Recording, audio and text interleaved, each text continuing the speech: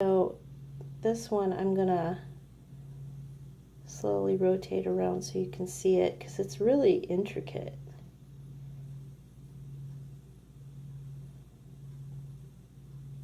And then the other side is the same.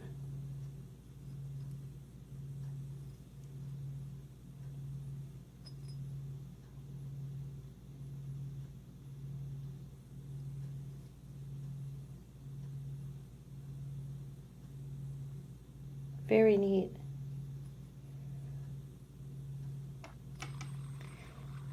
Spins very nicely.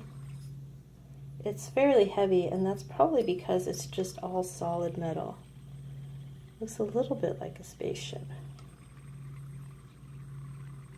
I've never seen one quite like this before.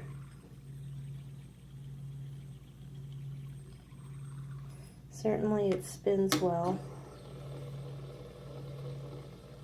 Very smooth.